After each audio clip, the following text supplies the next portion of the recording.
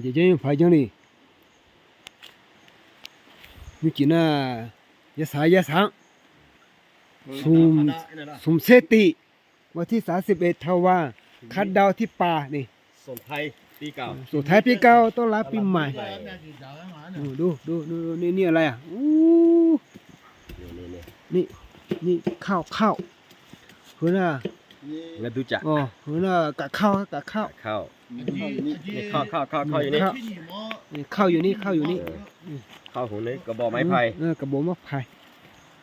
ถ้ากะข้าวจากกระบอกไม้ไผ่หุงข้าวจากกระบอกไม้ไผ่วันนี้มาคัดดาวนะครับอีนั่นน่ะโหชิลูร่างกันมาเนี่ยโหว่าเฮ้ยจีเบอร์เสียวโหจ่าเบอร์เสียวเขาโน้เพย์พับเบอร์เสียเลยมาโน้จากก็ยาสาเบะจากเบียวมาเลยโหชิลูมาเลย ข้าวหนุ่มก็อีนายาบุ้มไหม เฮ้ยน่ะโลบอนี่คือกาชานะครับเนี่ยชาโต๊ะชาเนี่ยกระบอกไม้ไผ่เนี่ยยังไม่ได้โต๊ะ นี่ใบชานี่ใบชาโซจากป่า นี่แต่ละใบเลยดู เดี๋ยวเราใบดูสิอู้ใหญ่มากเลยโลบอหัวนี้ยาสาเสืออยู่เจียนเอายาสาเต็มเลยนี่ เขาจ่ามาเนี่ยเดี๋ยวไม่จ่าเนี่ยมันจะ不多没จ่าเขาลงมังก็จ้าเนี่ย ปุญญา ก็เจ้ามังเทมาเลยอู้กับข้าวกระบอกเนี่ยดูโอ้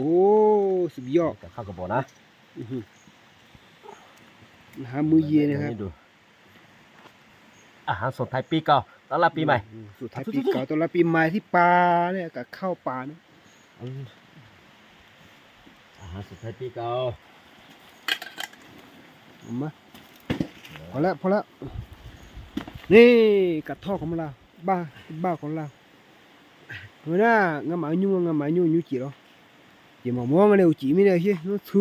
thư đấy ôม่วงโอ้เห็นแล้ว